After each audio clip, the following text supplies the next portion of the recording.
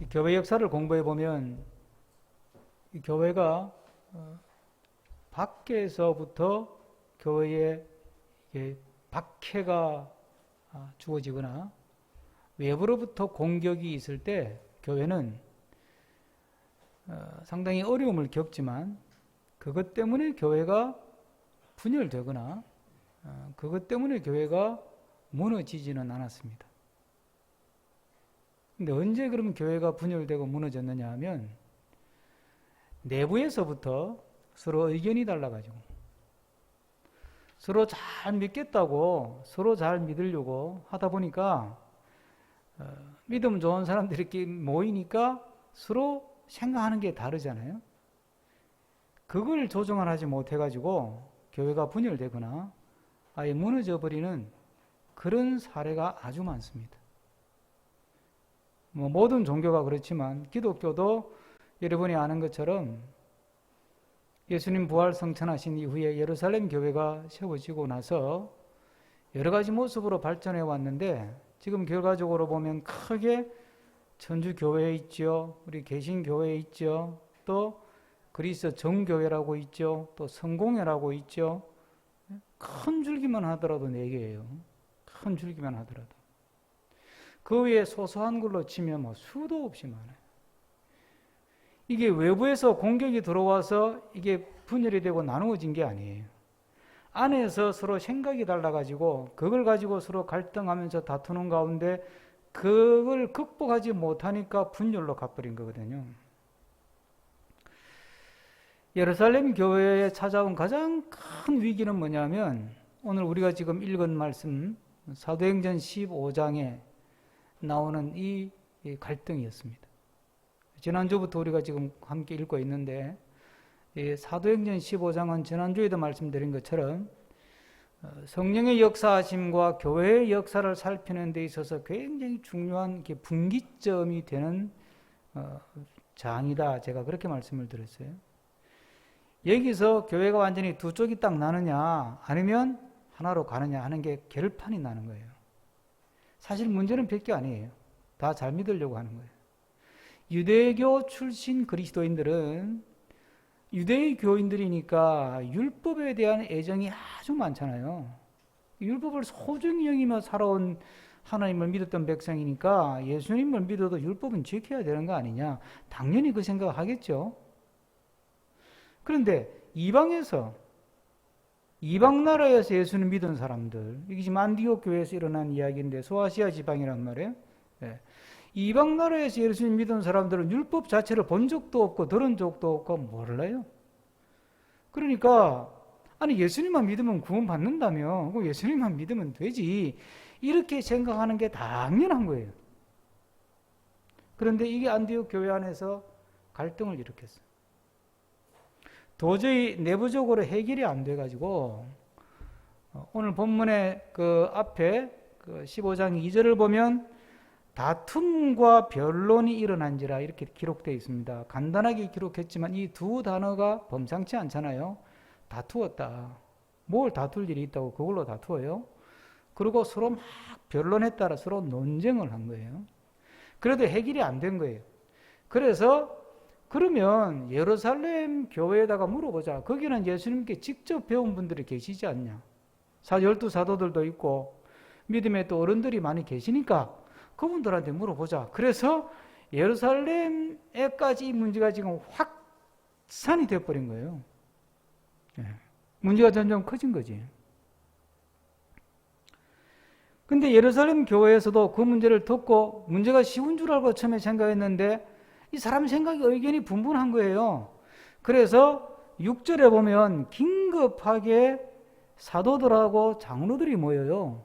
이런 데가 없었어요, 그동안에. 그동안에 엄청난 박해가 있어서 뭐 순교를 당하고 스데반도 순교를 당하고 이런 일들이 있어도 이렇게 12사도와 이 장로들 교회 그 당시에 지도자들이 다 모여서 회의한 적이 없어요.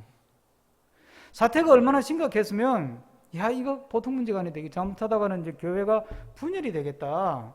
그래서 지도자들이 다 모여가지고 처음으로 회의를 합니다. 이게 예루살렘 공의회라고 하는 이름으로 공식 회의란 뜻입니다.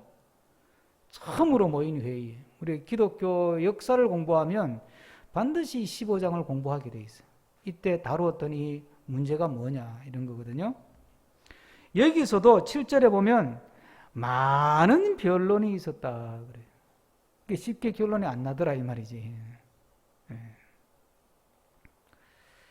그런데 이렇게 심각하게 문제가 터져가지고 갈등이 되고 다툼이 되고 그리고 막 이게 분열의 불씨로 이렇게 자라던 이 문제가 15장에서 정말 지혜롭고 슬기롭게 잘 해결이 됩니다.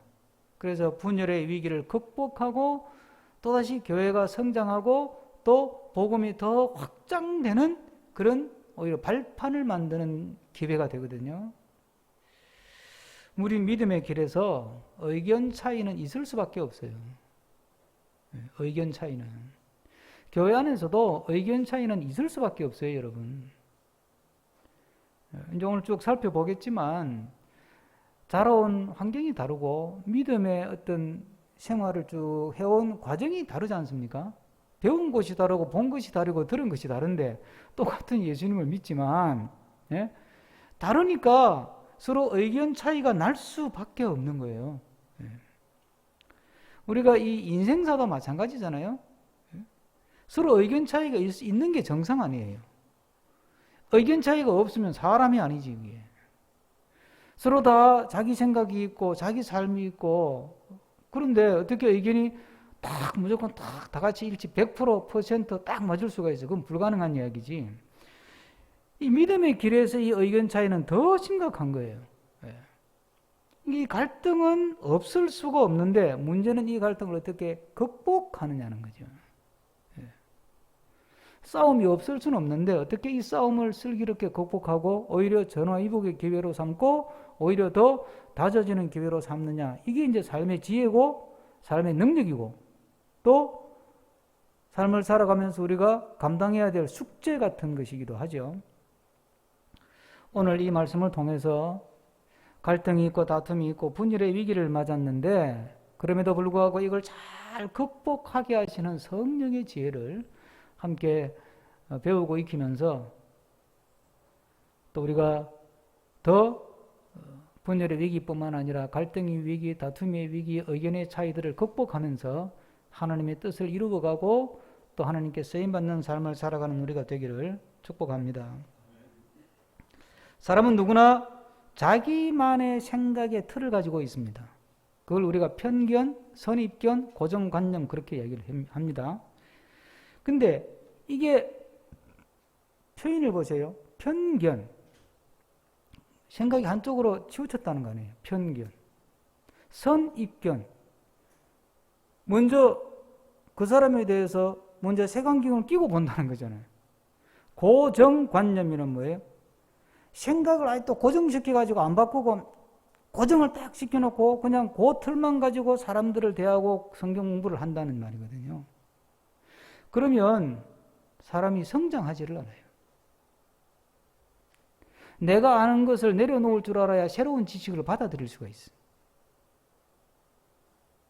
내가 지금 살고 있는 방식을 버릴 줄 알아야 새로운 방식을 내가 가질 수가 있어요. 여러분 요즘 뭐 자연부터 해가지고 뭐 별별 지금 워낙 코로나도 그렇고 도시 생활이 그렇고 경쟁도 치열하고 환경도 그렇고 하니까 산속으로 들로 촌으로 뭐 어촌으로 바닷가로 뭐 지금 방송 프로가 그런 게 수도 없이 많잖아요. 여러분 도시에서 아파트 생활하다가 시골 가서 살려면 삶의 방식을 완전히 바꿔야 돼요. 시골 가서 도시에서 아파트에서 살 때처럼 그런 삶의 방식, 그런 사고를 그대로 가지고 살면 불행해서 못 살아.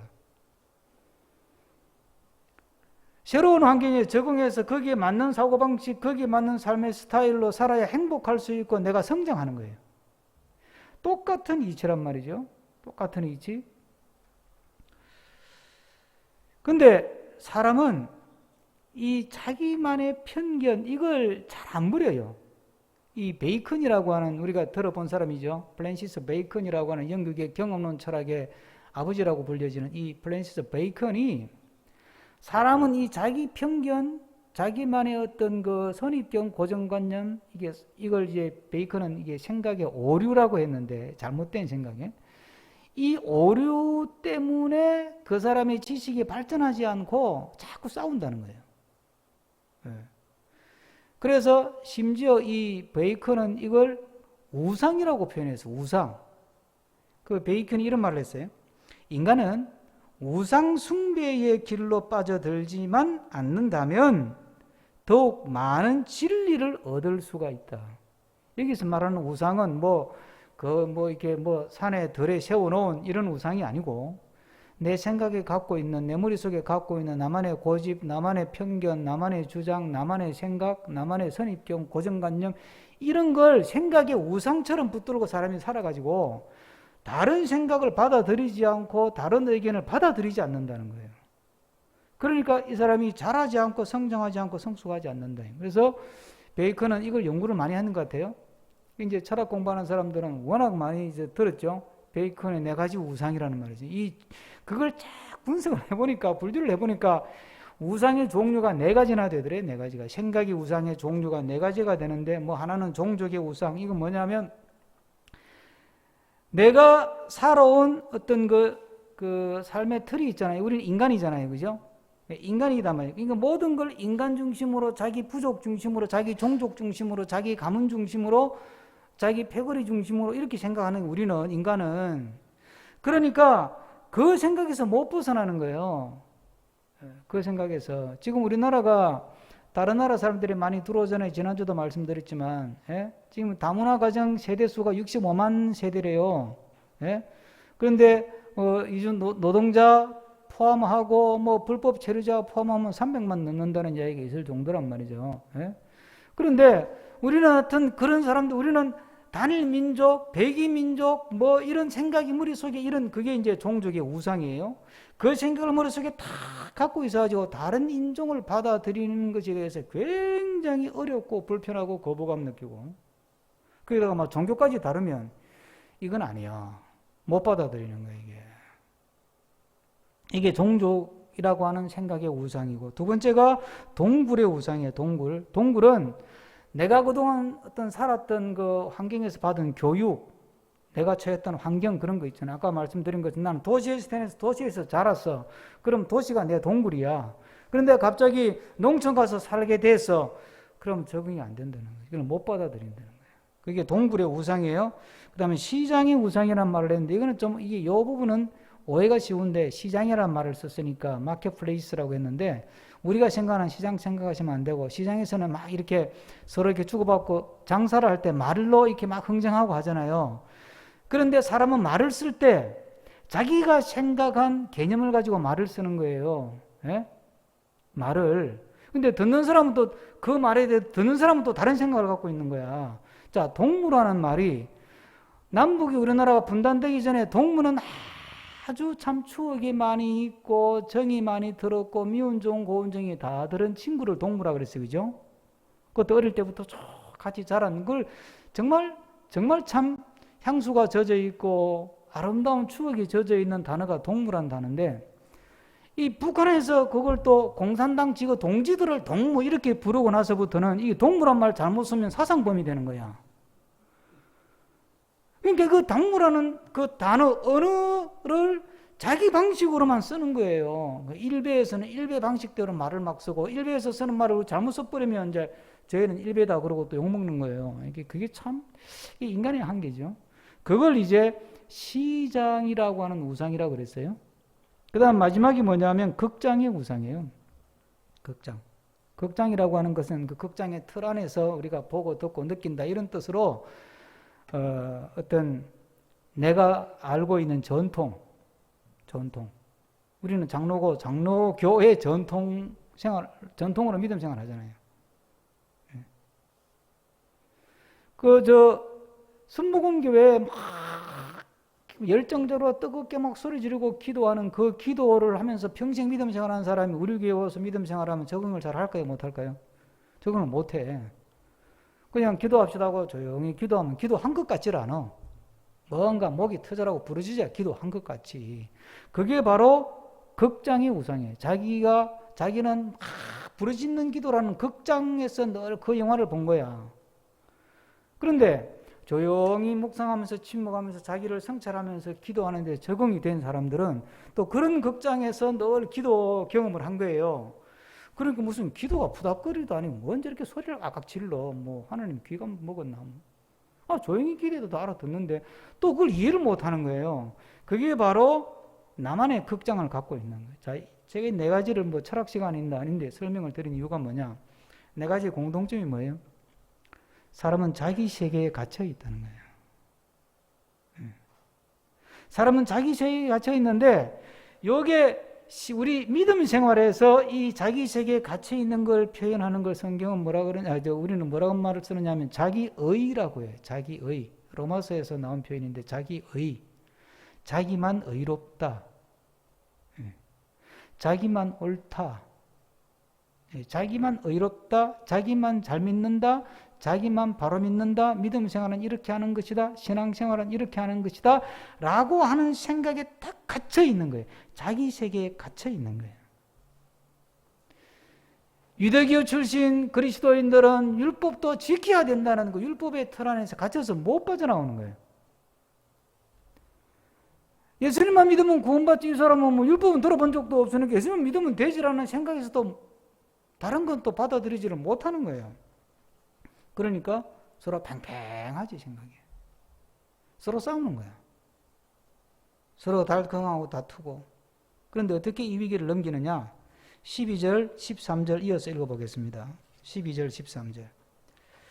온 무리가 가만히 있어 바나바와 바울이 하나님께서 자기들로 말미암아 이방인 중에서 행하신 표적과 기사에 관하여 말하는 것을 듣더니 말을 마치며 야고보가 대답하여 이르되 형제들아 내 말을 들으라.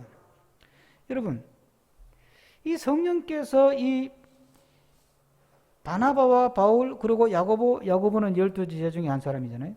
이 사람들 사이에 막 서로 지금 논쟁을 하고 있는 중인데 이 야고보가 바나바와 바울이 하는 말을 잘 듣는데 끝까지 듣는 거예요. 말을 마치매 그러잖아요. 말을 마치니까 그때서 이제 야고보가 자기 의견을 또 이야기를 하는 거예요. 내용은 바나바와 바울이 말하는 것을 지지하고 받아들이는 입장을 취하는데 야고보는 베드로와 똑같은 입장이에요. 근데 중요한 건 서로 대화하는 태도라는 거지. 야고보가 누굽니까? 예수님의 제자 아닙니까? 바울이 누굽니까? 예수 믿는 사람을 핍박하던 사람 아닙니까? 사회적 신분으로는 야고보, 베드로는 어부 출신 아니에요? 천민 출신이고 계급이 그 당시는 계급이 있었으니까 사회적인 계급이 영 비천해요. 바울은 귀족이라니까. 로마 시민권까지 가지고 있고 공부도 그냥 요즘으로 치면 뭐 스카이 정도 나온 사람이고 이 급이 안 맞아. 그러면 사람이라고 하는 거는요 자기 세계에 갇혀가지고 지가 뭐 알면 뭘 얼마나 알아, 뭐 배웠으면 얼마나 배웠어, 뭐 가졌으면 지가 얼마나 가졌어, 뭐 잘났으면 얼마나 잘났어, 뭐 그런 생각을 하기 마련이고 또 반대편에서는 지가 뭐 뭘 알아, 뭐 아는 것도 없는 거 뭐 배우지도 못한 게 뭐 이런 생각하면서 서로가 그런 걸 가지고 갈등을 일으키는 게 인지상정이에요. 그런데 야고보는 거기서 그 베드로와 바나바 이야기를 잘 듣는 거예요. 듣기 위해서는 내가 예수님의 제자 중에서도 수제자라고 하는 것을 다 내려놓아야 되는 거예요. 자기의 세계를 일단 내려놓고 자기의 주장을 내려놓고 상대방 이야기를 듣는다는 이야기예요. 여러분, 신앙이라는 게 뭐냐면 자기 의를 쌓아가는 게 신앙이 아니고 믿음이 쌓이고 은혜를 받으면 받을수록 내 믿음이 부족하구나. 내가 주님에 대해서 참 많이 아는 줄 알았는데 모르는 게 더 많구나. 교회에 대해서 내가 수십 년 내가 믿음 생활해서 나도 뭐 남한테 앉을 만큼 교리도 알고 신학도 알고 교회에 대해서도 안다고 생각했는데 또 그렇지 않구나. 이렇게 깨달아가는 것이 성숙한 믿음이고 그게 은혜의 생활이고 그게 정상적이고 건강한 믿음 생활이에요. 그런데 참 이상하게 사탄은 자꾸 믿음 생활 하면 할수록 그것을 가지고 내 세계를 만들어요. 내 세계를 구축해요. 그걸 가지고 안 맞으면 다른 사람을 배척해요. 그래서 교단이 분열되는 거예요. 교회가 막 분열되고. 여러분, 세상에 전쟁 중에서 제일 무서운 전쟁이 뭔 줄 아세요? 영토 전쟁. 보세요. 아프가니스탄하고 미국하고, 미국 그렇게 엄청난 돈을 쏟아붓고도 손절하고 빠지잖아. 근데요, 끝까지 해결 안 되는 전쟁이 있어요. 뭔 줄 아세요? 그게 종교 간의 싸움이에요. 종교 전쟁은 끝까지 해결이 안 돼요. 왜? 이 종교가 신념이 되고 자기 사상이 되고 이념이 되어버리면 내가 절대로 옳다고 생각하기 때문에. 그러니까 상대방은, 내가 절대 옳으면 상대방은 저건 무조건 틀렸어. 그래서 종교 간의 전쟁은 붙으면 해결이 안 되는 거예요. 이 세계 역사가 증명하잖아요. 정말 우리가 믿음 생활하면서 이건 성령의 역사가 아닌 거거든요. 지금 우리가 코로나를 겪으면서 내가 옳다고 생각했던 것들이 지금 여지없이 무너지는 때예요. 제가 지난 토요일 날 그렇게 썼어요. 묵상글에. 우리는 교회에서 제공하는 교회의 의식, 예배, 프로그램 이런 데 충실히 참여하고 또 주를 위해서 헌금까지 바쳐가지고 예배당을 크게 지어서 바치면 그것이 하나님이 굉장히 기뻐하는 믿음이고 그 믿음이 나를 지켜줄 수 있다고 생각을 했어요. 근데 지금 그게 아니라는 게 증명이 되고 있잖아요. 그러면 나는 수십 년 그렇게 믿음 생활 해왔는데 그게 아니면 그럼 이제 멘붕이 오는 거예요. 여러분들이 심각하게 고민할 건 아니지만 이거는 이제 목사들이나 신학자들이 고민할 문제이긴 한데 제가 왜 한국교회 생태회복운동이라는 걸 하느냐 하면 이게 이름이 되게 거창하잖아요. 이게 거창하지만 사실 생각해보면 거창한 게 아니에요. 교회가 너무 획일화된 거거든. 우리나라의 교회가 지금 한 6만 개 되는데 모든 교회 예배 가보면 주일을 이 시간에 예배 드리잖아요. 예배 가보면 예배 순서가 거의 99% 비슷해요. 설교하는 내용도 99%가 거의 비슷해. 그 말은 통일성이 있어서 좋다는 말도 되지만 그만큼 이 교회가 다양성을 잃어버리고 획일화 되어버렸다는 이야기예요. 도장 찍듯이 그냥 똑같이 복사로 찍어내는 거예요. 그런데 보세요. 누가 하나님에 대해서 복음에 대해서 100% 마스터한 교회가 또 교단이 있습니까? 그런 목사가 있고 그런 교인이 있을까요? 없어요. 그건 불가능한 이야기예요. 제가 누누이 말씀드리지만 성경 로마서에 보면 사도 바울이 그렇게 은혜를 많이 받은 사람인데 성경을 기록한 사람이에요. 그런데도 사도 바울이 뭐라 그랬어요? 내가 아는 것은 부분적으로 내가 안다. 내가 아는 것은 희미하게 안다 그랬어요.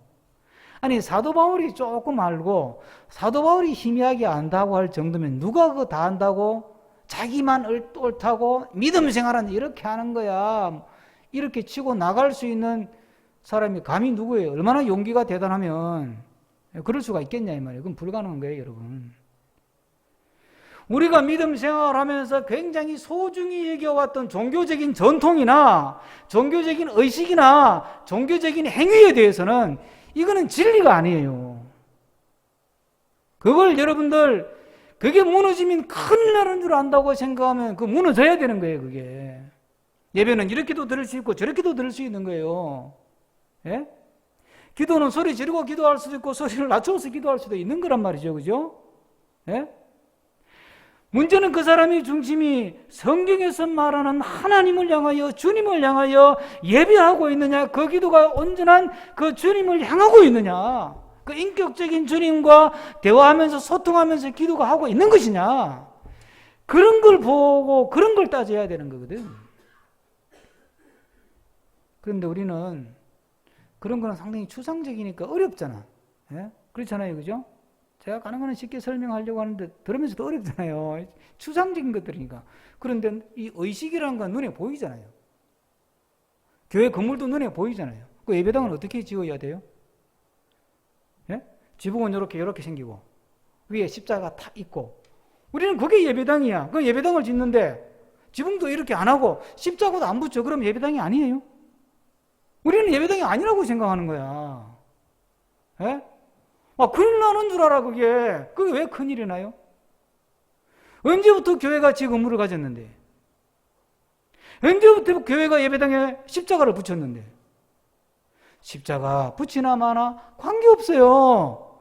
예배당 모양이 둥글게 생겨도 되고 삼각형이 돼도 뾰족 지붕이 돼도 되고 평평한 지붕이 돼도 되고 아무 관계없어요.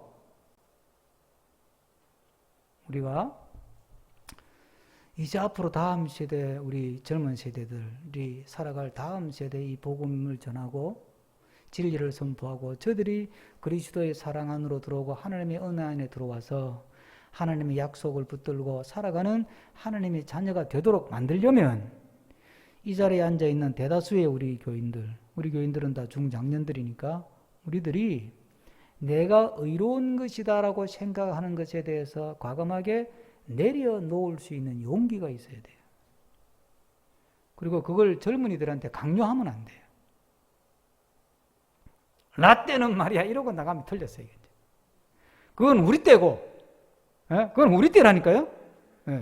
지금 30대, 40대에는 그거 강요하면 그 애들이 그래요. 그러고 존경하고 따르겠어요? 뛰쳐나가지. 그러니까 가나안 교인이 지금 300만 명이 됐지. 그게 다 우리가 그렇게 만든 거예요. 그 애들이 왜 나갔어요? 그 아이들은요 정말 예수님 믿고 싶었던 아이들이라니까. 만나보면요. 그런데 교회 하니까 막 답답해 미치겠는 거야. 라떼는 그러고 자꾸 뭐 이렇게만 하라 그러고 이렇게만 봉사하라 그러고 이렇게만 믿으라 그러고 이렇게만 예배 드리라 그래 버리니까 막 미치겠는 거야 그냥. 그래서 그냥 안 되겠다 그냥 혼자 나가서 막 그냥 혼자 믿고 뭐 따로 믿고 요즘 뭐 텔레비전에도 설교 많이 나오고 하니까 우리가 그렇게 만들어 버린 거라니까. 내가 의롭다고 생각하는 것을 내려놓을 때 갈등이 극복되고 성령이 역사하는 믿음 생활 공동체가 될 줄로 믿습니다. 우리가 성경을 읽고 공부할 때 중요한 원칙이 하나 있습니다. 그게 뭐냐면 자기 생각을 내려놓는 거다.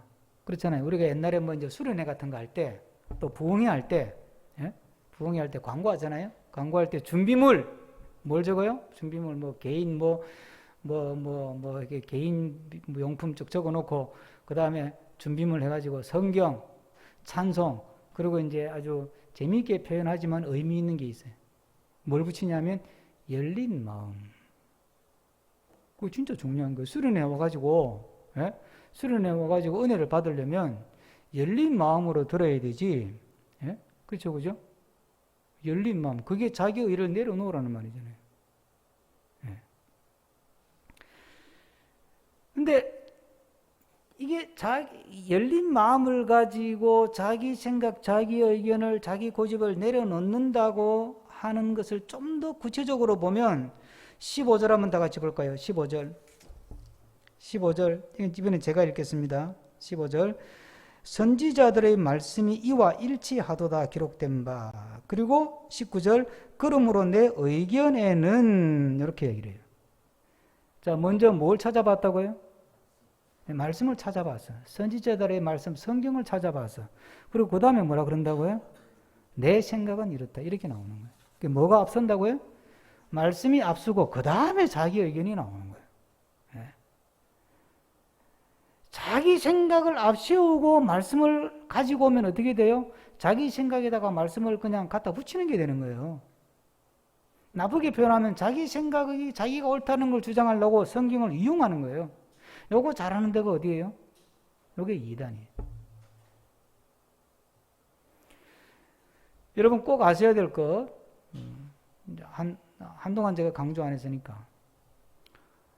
이단들이 제가 30대, 40대까지만 해도 30대, 40대, 50대 초반까지만 해도 이단들은 성경 공부를 별로 안 했어요. 그냥 막 설교하고 그 다음에 기도하고. 말씀이라 그래봐야 설교 그리고 기도. 그런데 한 40년 전부터 이단 중에서 성경 공부를 하는 이단이 나왔어요. 한 40년 정도 됐어요. 어디죠? 통일교회. 통일교 문선명이라는 교주가 전국을 다니면서 원리 강론 성경 공부를 했어요. 여러분도 가봤죠? 배장하나님 안 가보셨어요? 선택을 못 받으셨구나. 황대하나님 못 가보셨어요? 가봤죠? 저도 몇 번이나 가봤어요.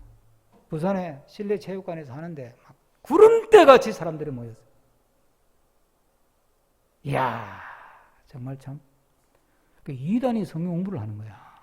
그러니까 어떤 현상이 벌어졌냐면 이단이라고 생각을 못 하는 거야. 왜? 그동안 이단은 맨날 막 기도하고 귀신 쫓고 병 고쳐주고 그러고 막 할렐루야 그러고 막 그게 막 우하고 사람들이 따랐는데 갑자기 이단이 성경을 들고 나타나니까 저게 이단인지를 몰란 거예요. 아, 성경 공부하자는데 그걸 누가 말려? 그래서 막 문선명 막 통교 원리 강론 그리고 막 뭐 산악가가 뭐냐 해가지고 잔뜩 성경을 풀어내는 거예요. 그래서 사람들이 은혜 받고 그게 가봤냐? 응? 그걸 배워야 된다고. 그럼 뭐 또 따라가고.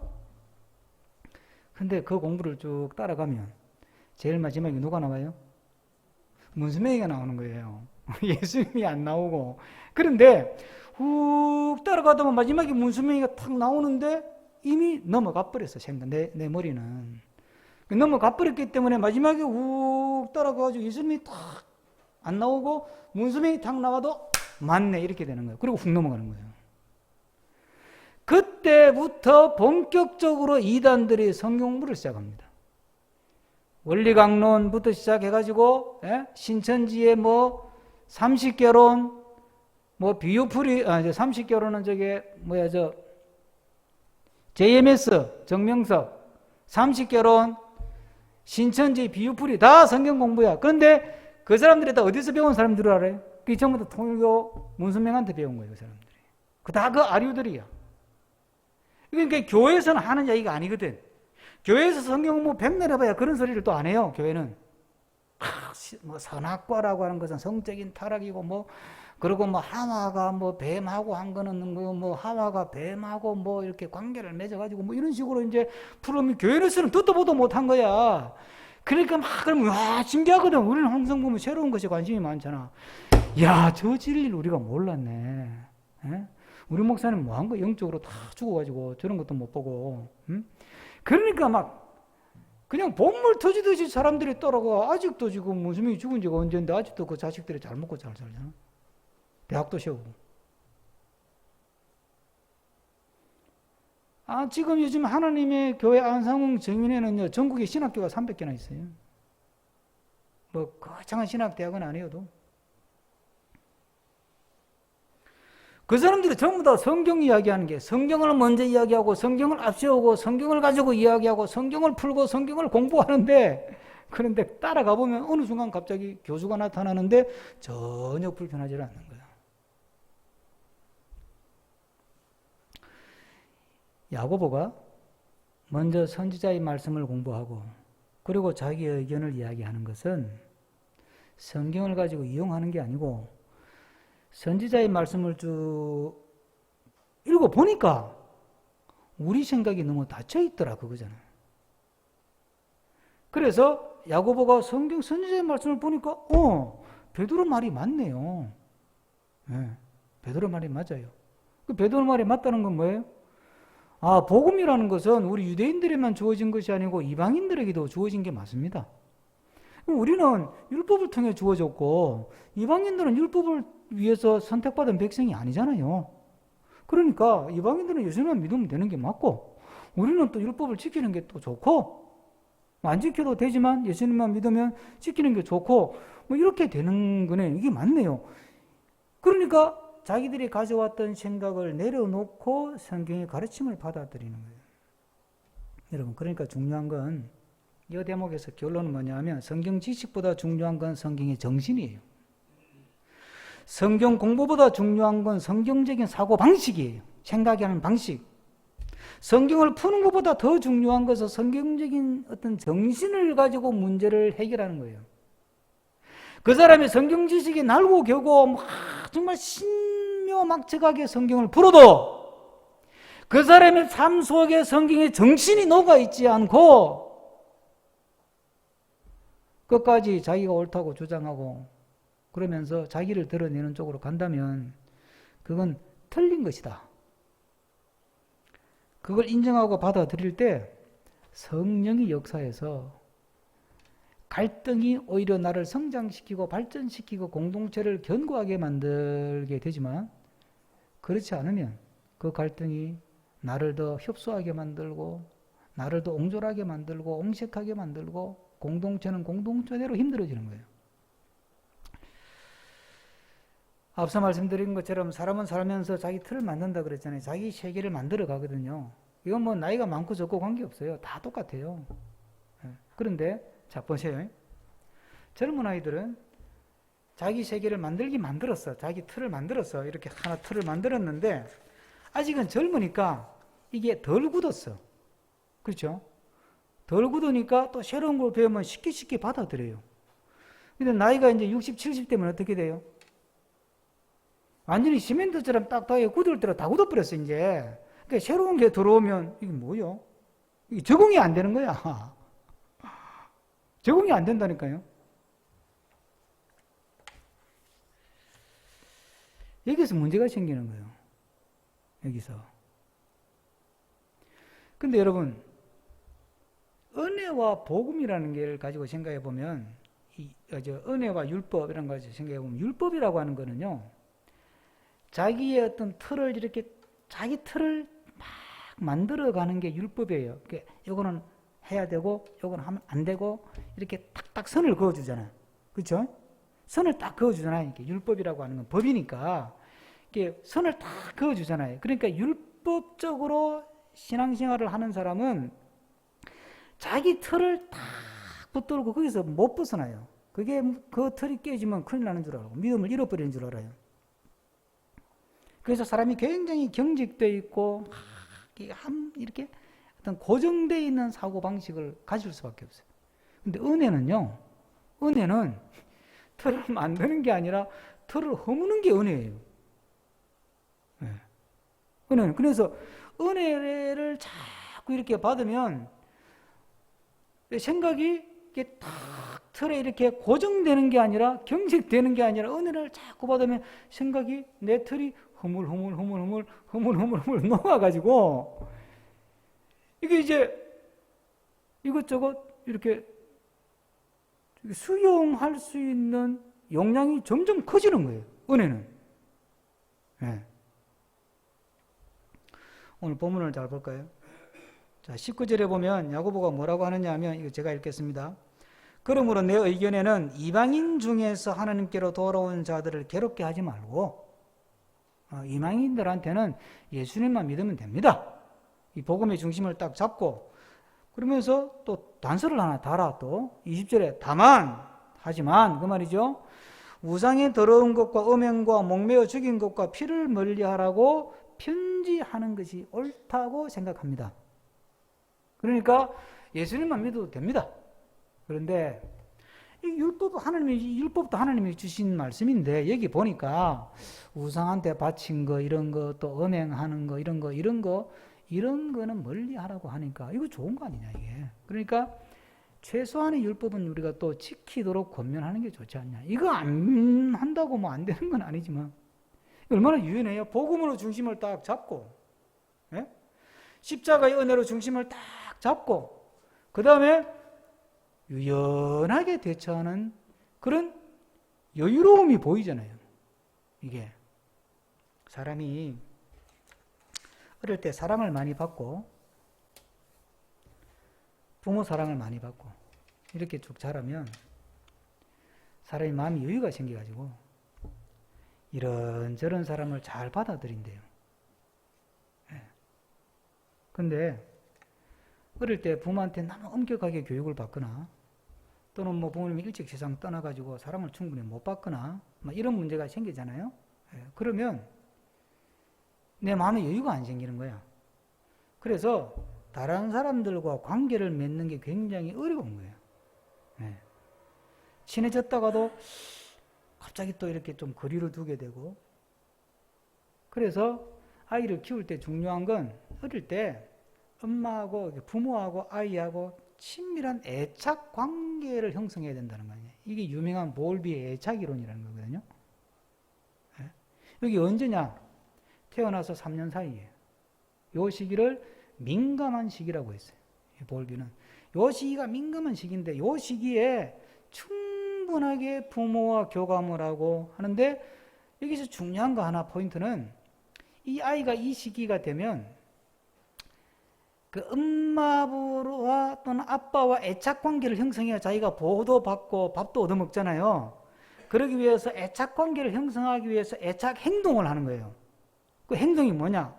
울고 웃고 막 엄마가 꺼르륵 하면 찌도 꺼르륵 반응을 해주는 거야. 예? 그리고 엄마가 손 내밀면 손도 잡고 또 엄마 손을 또 빨고, 예? 그 한 2살, 3살 되면 엄마가 한 쫄쫄쫄쫄 따라다니고. 그게 전부 다 애착을 얻기 위한 행동이래요. 애착을 형성하기 위한 행동이라는 거야. 그걸 부모가 그걸 다 받아줘야 돼. 그런데 엄마가 너무 피곤해. 아빠가 너무 바빠. 그 애가 막 애착을 형성하려고 막 다가가는데 애착 행동을 하는데 바빠. 저리 가. 야, 엄마 힘들어. 네가 놀아. 자, 이거 줄게. 이거 가지고 놀아. 핸드폰 줄게. 가지고 놀아. 1시간짜리야, 핸드폰. 그럼 지가 이제 앉아 지가 알아서 노는 거야. 그 엄마는 이제 막 피곤하니까 자고, 아빠는 바쁘니까 또 가고. 그러면 애가 이제 시간은 때워지지만 애착이 형성이 안 되는 거예요. 믿음 생활 도 똑같은 거예요. 하나님의 사랑에 대해서 우리가 충분하게 주님과 나 사이에 애착이 형성이 돼야 돼. 이게 돼가지고 내 마음이 풍성하고 이러면 이 대인 관계가 쉬운 거예요. 관계가 쉬운 거예요. 그게.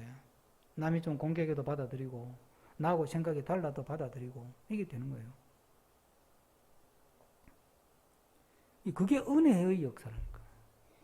은혜의 역사.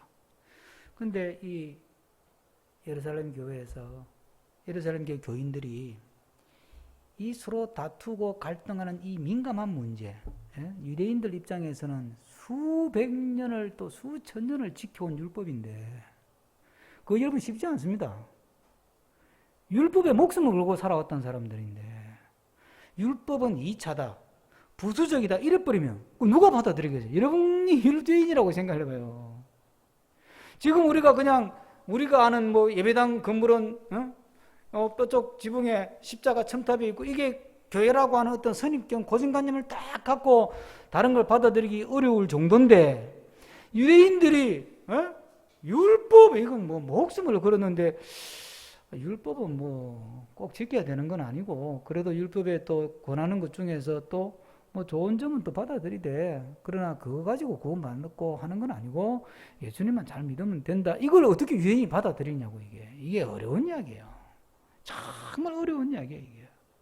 그런데 이 초대 이 예루살렘 공동체가 성령의 은혜 안에 푹 빠져 있다 보니까 율법은 틀을 만들고 막 잘라내고 밀어내고 깎아내고 아닌 거 색출해내고 이게 법인데 그렇게 살았는데 이게 은혜가 확 들어오고 성령이 역사하니까 그 틀이 하나씩 허물어져 버리니까 예수 그리스도의 십자가 복음 이걸 딱 붙들었다면 다른 건 뭐 좀 이렇게 우리가 조금 우리하고 달라도 아닌 것 같아도 그래 하고 받아들여도 되는구나 이게 돼버린 거예요. 그래서 이 예루살렘 이 믿음의 공동체가 딱 쪼개질 뻔했는데 쪼개지는 게 아니라 오히려 한 마음이 돼가지고 이 귀한 복음을 우리가 전하기 위해서 이 베드로, 바울 또 바나바뿐만 아니라 이 예루살렘 교회의 지도자들을 같이 이제 안디옥으로 보내요. 다음 주에 같이 안디옥으로 보내가지고 그걸 또 설명해주고 그래서 세계 복음화로 쫙 확장되어 나갈 수 있는 발판을 만들게 된 거거든요. 우리도 성령이 하나 되게 하시는 성령의 지혜와 은혜로 언제나 우리 안에 크고 작은 갈등들이 일어날 수 있고 있지만 성령이 하나 되게 하시는 능력에 붙들리고 그 은혜를 경험하면서 살아가는 우리 모두가 되기를 축복합니다. 기도하겠습니다.